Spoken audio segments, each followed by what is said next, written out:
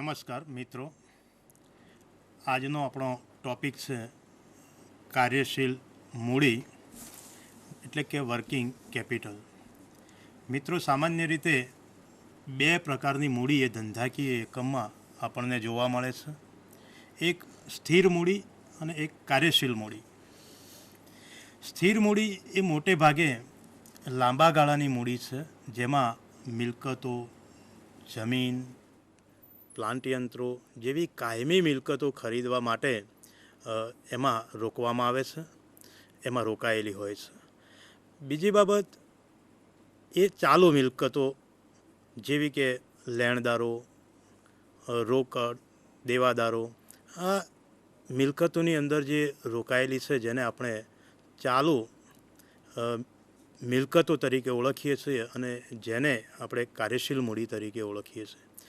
આમ જોઈએ તો કાર્યશીલ મૂડી એ બે પ્રકારે આપણને જોવા મળે છે. એના બે અર્થ આપણે સમજાવી શકીએ છીએ. એમાં એક કુલ કાર્યશીલ મૂડી અને બીજું ચોખ્ખી કાર્યશીલ મૂડી. બે વિભાવનાઓ છે કાર્યશીલ મૂડીની.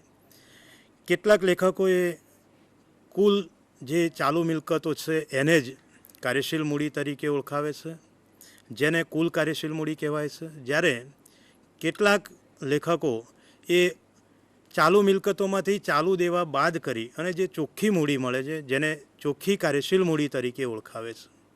આપણે કેટલાક લેખકોએ આપેલી વ્યાખ્યાઓ આપણે અહીંયા જોઈએ. નંબર 1, જે કુલ કાર્યશીલ મૂડીના અર્થમાં આપણને અહીંયા વ્યાખ્યા જોવા મળે છે, જે શ્રી ફિલ્ડ બેકરે આપેલી છે.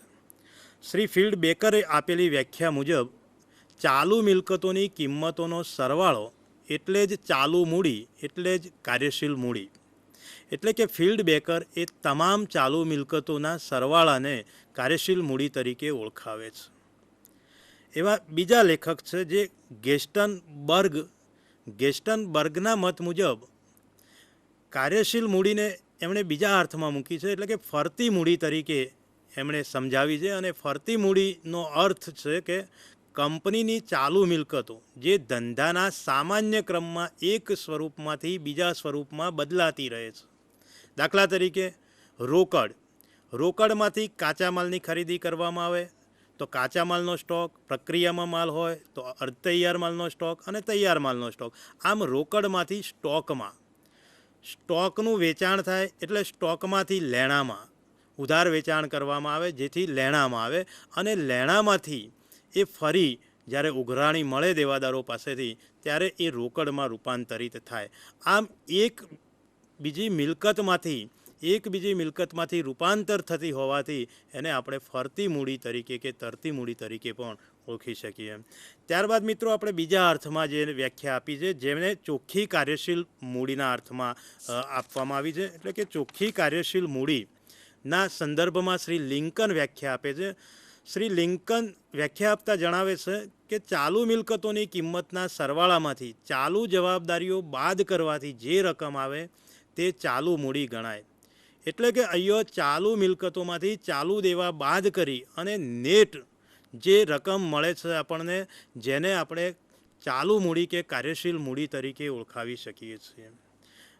બીજા લેખકે વ્યાખ્યા આપતા જણાવ્યું છે, જે સેલિયર્સ, લિંકન, સ્ટીવન્સ વગેરે જેવા અર્થશાસ્ત્રીઓ કાર્યશીલ મૂડીનો ખ્યાલ રજૂ કરતા જણાવે છે કે કાર્યશીલ મૂડી એટલે કંપનીની ચાલુ મિલકતો અને ચાલુ જવાબદારીઓ વચ્ચેનો તફાવત, ડિફરન્સ. બંને વચ્ચેનો જે તફાવત મળે છે, જેને કાર્યશીલ મૂડી તરીકે સેલિયર્સ, લિંકન અને સ્ટીવન્સ જેવા અર્થશાસ્ત્રીઓ ઓળખાવે છે. આ વ્યાખ્યાઓ ઉપરથી આપણે કાર્યશીલ મૂડીના લક્ષણોની વાત કરવાની થાય તો કાર્યશીલ મૂડીના લક્ષણો આપણે જોઈએ મિત્રો. નંબર 1 એટલે કે પહેલું લક્ષણ છે ટૂંકા ગાળાની જરૂરિયાત. કાર્યશીલ મૂડી એ આમ જોઈએ તો ટૂંકા ગાળાની છે. લાંબો સમય સુધી એમાં મૂડી રોકાયેલી રહેતી નથી. સ્થિર મૂડી એ લાંબા ગાળાની મૂડી છે, જેમાં કંપની કે ધંધાકીય એકમના આજીવન કાળ દરમિયાન, જીવન પર્યંત કાળ દરમિયાન રોકાયેલી રહે છે. જ્યારે કાર્યશીલ મૂડી એ સમયાંતરે રોકડમાં રૂપાંતરિત થાય છે અને ટૂંકા ગાળાની છે. જે સામાન્ય રીતે કહીએ તો એનો જે સમયગાળો છે એ સમયગાળો એની ઉત્પાદનની પ્રક્રિયાને આધારે નક્કી થાય છે. ઉત્પાદનની પ્રક્રિયા જેટલી લાંબી હોય એટલો એનો સમયગાળો લાંબો હોય. એ રીતે એની વેચાણની નીતિ જે છે, એની ઉઘરાણીની નીતિ છે, આ બાબતોને ધ્યાનમાં રાખી અને આ એનો ગાળો એ આપણે નક્કી કરી શકીએ છીએ. નંબર 2, વર્તુળાકાર ફરતી મૂડી. આ મૂડીને ફરતી મૂડી તરીકે પણ ઓળખવામાં આવે છે. વર્તુળાકાર ફરતી મૂડી એટલે કે એક મિલકતમાંથી, એક ચાલુ મિલકતમાંથી બીજી ચાલુ મિલકતમાં રૂપાંતર પામે છે. જ્યારે કંપની પોતાની ઉત્પાદન પ્રક્રિયા માટે કાચો માલ ખરીદે છે ત્યારે રોકડમાંથી સ્ટોકમાં એ મૂડી ફરતી રહે છે. આ સ્ટોક અર્ધ તૈયાર માલ સ્વરૂપે હોય, તૈયાર માલ સ્વરૂપે હોય કે કાચા માલ સ્વરૂપે હોય. ત્યારબાદ તૈયાર માલના સ્ટોકનું વેચાણ થાય. આ વેચાણ કરતાં ઉધાર વેચાણ કરવામાં આવે તો દેવાદારો ઉદ્ભવે અને આ દેવાદારોમાં રોકાયેલી મૂડી રહે છે. ત્યારબાદ સમયાંતરે દેવાદારો પાસેથી જ્યારે ઉઘરાણી મળે છે ત્યારે એ રોકડમાં રૂપાંતરિત થાય છે. આમ એક સ્વરૂપમાંથી બીજા સ્વરૂપમાં, એક મિલકતમાંથી બીજા મિલકતમાં એ રૂપાંતરિત થતી હોવાથી એને ફરતી મૂડી તરીકે પણ ઓળખવામાં આવે છે. કાયમી જરૂરિયાતનું તત્વ. આમાં કેટલીક મૂડી એ કાયમી જોવા મળે છે. કાયમી જરૂરિયાતનું તત્વ એ કાર્યશીલ મૂડીમાં પણ રહેલું છે. જ્યારે આપણે વાત કરીએ છીએ કે કોઈ પણ કંપની ઉત્પાદન કરતી હોય છે ત્યારે એ ઉત્પાદન પ્રક્રિયાને સતત ચાલુ રાખવા માટે કેટલોક સ્ટોક રાખવો પડે કાચા માલનો. એ જ રીતે તૈયાર માલનો સ્ટોક પણ કંપનીએ રાખવો જ પડે. એટલે આવી જે મિલકતો છે, જે સ્ટોક છે ચાલુ મિલકતમાં, એમાં નાણાં ફરજિયાત આપણે રોકેલા રાખવા પડે. એટલે એને એમ કહી શકાય કે એમાં કાયમી જરૂરિયાતનું તત્વ રહેલું છે. કાયમી એમાં નાણાં રોકાયેલા રહે છે. ચોથા નંબરે જરૂરિયાતમાં વધઘટનું તત્વ. જરૂરિયાતમાં વધઘટનું તત્વ એ ચાલુ મિલકતો અને કાર્યશીલ મૂડીમાં આપણને જોવા મળે છે. ક્યારેક માંગ વધે, ઉત્પાદન વધારવું પડે અને એના પરિણામે વધુ કાર્યશીલ મૂડી જોઈએ. સામે માંગ અને ઉત્પાદનમાં ઘટાડો થાય તો ઓછી કાર્યશીલ મૂડીની જરૂરિયાત પડે. સાથે મંદીની પરિસ્થિતિ આવે અને ઉધાર વેચાણ વધુ શાખ આપવી પડે ગ્રાહકોને, તો એવા સંજોગોની અંદર પણ દેવાદારોમાં આપણા નાણાં એ રોકાયેલા રહે, જેથી કરીને એમાં વધઘટનું તત્વ આપણને જોવા મળે છે. એટલે કે કાર્યશીલ મૂડીની જરૂરિયાતમાં વધઘટ જોવા મળે છે. નંબર 5, તરલતાનો ગુણ. કાર્યશીલ મૂડીમાં તરલતાનો ગુણ રહેલો છે. કાર્યશીલ મૂડી એ ચાલુ મિલકતોમાં રોકાયેલી રહે છે. ચાલુ મિલકતોને વેચી અને એને રોકડમાં રૂપાંતરિત કરી શકાય છે. એટલે કોઈક વાર આકસ્મિક નાણાંની જરૂરિયાત પડે તો આવી ચાલુ મિલકતો વેચી અને કંપની એમાંથી નાણાં મેળવી શકે છે અને એ નાણાંનો એ ઉપયોગ કરી શકે છે, જેથી કે આ તરલતાનો લાભ મેળવી શકાય છે. એટલે કહી શકાય કે આમાં તરલતાનો ગુણ રહેલો છે, લિક્વિડિટીનો ગુણ રહેલો છે એમ આપણે કહી શકીએ. રૂપાંતરિત થઈ શકે છે, ટૂંકા ગાળે વેચી શકાય છે અને ઝડપથી નાણાં આપણને મળી શકે અને એનો ઉપયોગ આપણે અન્ય જગ્યાએ કરી શકીએ. તો આ રીતે એમાં તરલતાનો ગુણ જોવા મળે છે. નંબર 6, જોખમનું ઓછું તત્વ. કાર્યશીલ મૂડીમાં જોખમનું તત્વ ઓછું રહેલું છે. જે સ્થિર મૂડી છે, કાયમી મૂડી છે, એમાં આપણે જોઈએ તો જોખમ વધારે રહેલું છે. કેમ કે લાંબા ગાળાની મિલકતોમાં રોકાયેલી રહે. હવે યંત્રોની અંદર જ્યારે સ્થિર મૂડી રોકાયેલી રહે છે, ટેકનોલોજી બદલાય છે ત્યારે આ યંત્રો નકામા બની જાય છે, ત્યારે નવા યંત્રો વસાવવા પડે છે. એટલે અગાઉ રોકેલી મૂડી એ નકામી થાય છે, નવી મૂડીની આપણે જરૂરિયાત પડે છે. એટલે આપણે કહી શકીએ કે એમાં જોખમ એ વધારે છે. આમ જોખમ વધુ એ સ્થિર મૂડીમાં છે. કાર્યશીલ મૂડીમાં જોખમનું તત્વ ઓછું છે, કારણ કે એમાં જે પણ રોકાયેલા છે એ દેવાદારોમાં રોકાયેલા છે, સ્ટોકમાં રોકાયેલા છે, રોકડમાં કે બેંક સ્વરૂપે રોકાયેલા છે, અને જેથી કરીને એ ડૂબવાનો પ્રશ્ન ઊભો થતો નથી. ક્યાંક દેવાદારોમાં ગાલખાની વાત જોવા મળે છતાં પણ એનું પ્રમાણ એ નહિવત હોય છે. આમ આપણે કહીએ કે જોખમનું તત્વ એ અહીંયા ઓછું જોવા મળે છે. 7, દરેક ઉદ્યોગ માટે જુદું જુદું પ્રમાણ. દરેક ઉદ્યોગ માટે કાર્યશીલ મૂડીનું પ્રમાણે જુદું જુદું જોવા મળે છે. ઉદ્યોગના પ્રકારને ધ્યાનમાં રાખી અને કાર્યશીલ મૂડી નક્કી થતી હોય છે. જે ઉદ્યોગ એ ભારે કિંમતી વસ્તુઓનું ઉત્પાદન કરતો હોય, દાખલા તરીકે વહાણ બનાવવાનો ધંધો હોય, તો એની અંદર વધુ કાર્યશીલ મૂડીની જરૂરિયાત પડે, કારણ કે જે વાહન બનાવવામાં આવે છે, જે એરક્રાફ્ટ બનાવવામાં આવે છે, એની અંદર નાણાં રોકાયેલા રહે અને એની કિંમત એ ઊંચી હોય, જેથી કરીને દરેક ઉદ્યોગ માટે આપણે કાર્યશીલ મૂડી અલગ અલગ રીતે નક્કી કરી શકીએ છીએ. એનું પ્રમાણ એ જુદું જુદું હોય છે. આનાથી વિરુદ્ધ આપણે જોઈએ તો સેવાના ક્ષેત્રમાં રોકાયેલી કોઈ પણ કંપની હોય તો એમાં કાર્યશીલ મૂડીની જરૂરિયાત ઓછી રહે છે, કારણ કે નિયમિત અંતરે એનું વેચાણ થાય છે, એની આવક થાય છે અને ઝડપથી એ મૂડી એ ફરતી રહે છે. તેથી ઓછી કાર્યશીલ મૂડીથી આપણે ચલાવી શકીએ છીએ. આમ જીવન જરૂરિયાતની વસ્તુઓ અને સેવાનું વિતરણ કરતી કંપનીઓને નિયમિત આવક મળતી હોવાથી, નિયમિત રોકડ મળતી હોવાથી એમાં કાર્યશીલ મૂડીની જરૂરિયાત એ ઓછી રહે છે, એમ આપણે કહી શકીએ. નંબર 8, વિશિષ્ટ હિસાબી પદ્ધતિ બિનજરૂરી. તો મિત્રો આપણે જોયું એમ મૂડી બે પ્રકારની, સ્થિર મૂડી અને કાર્યશીલ મૂડી.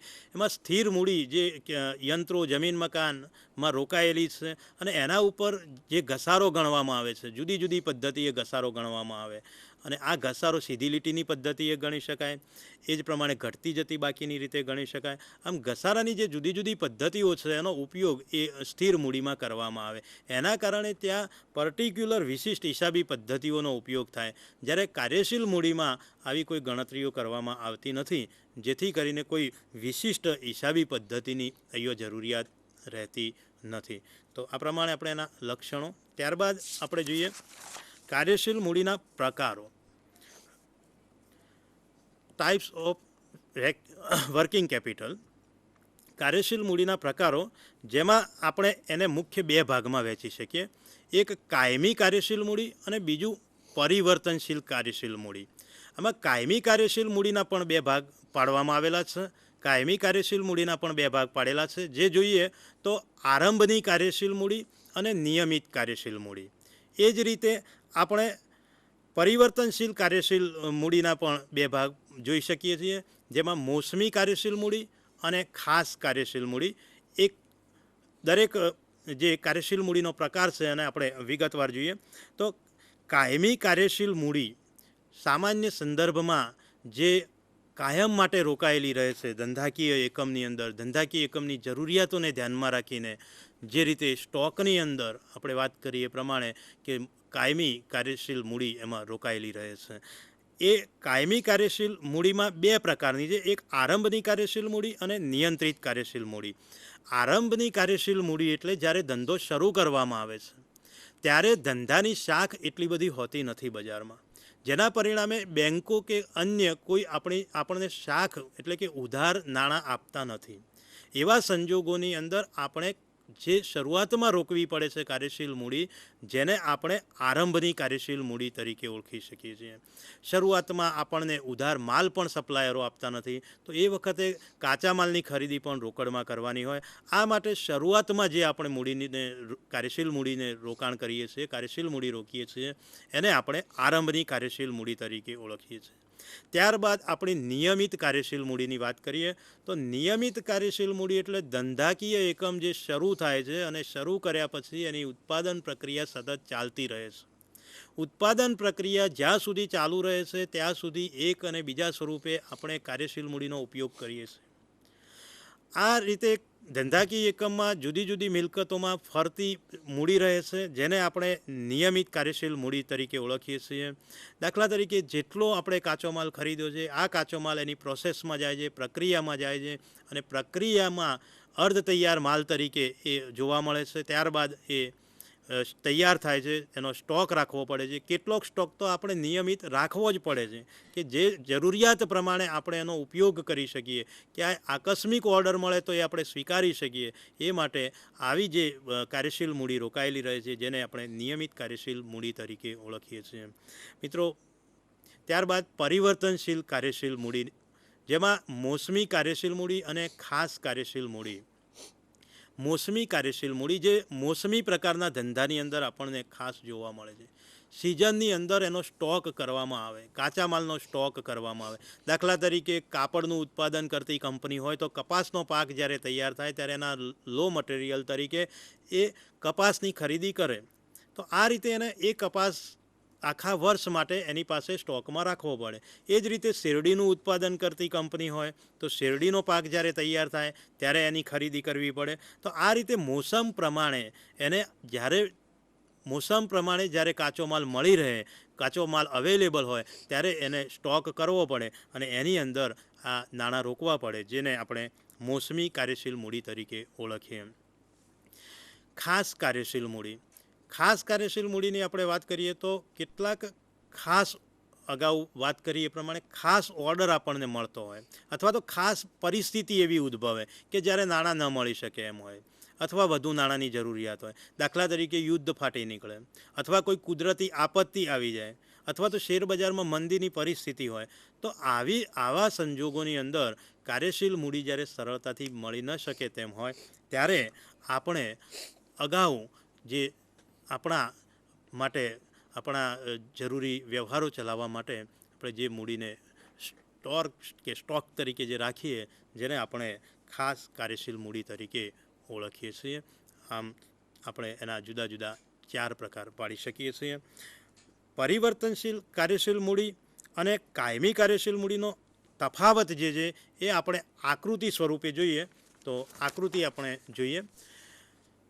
આપણે એક્સ ધરી ઉપર જે સમય લીધેલો છે અને વાય ધરી ઉપર એ કાર્યશીલ મૂડીની રકમ લીધેલી છે.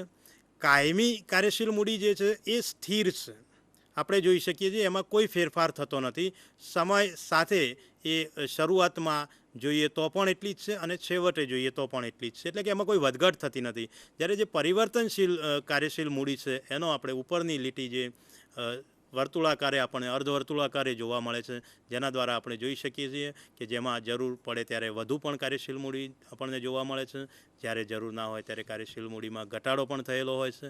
આમ પરિવર્તનશીલ કાર્યશીલ મૂડી અને કાયમી કાર્યશીલ મૂડીને આ રીતે આપણે આકૃતિ દ્વારા પણ સમજી શકીએ છીએ. ત્યારબાદ મારા સાથી મિત્ર આશીષભાઈ દવે સાહેબ જે તમને આગળની વાત કરશે. નમસ્કાર મિત્રો. ગત સપ્તાહે આપણે નાણાકીય સંચાલનમાં મૂડી માળખા સંદર્ભે વિસ્તૃત ખ્યાલ મેળવેલો અને તેમાં મૂડી સાધનો વિશે ચર્ચા કરેલી. મૂડી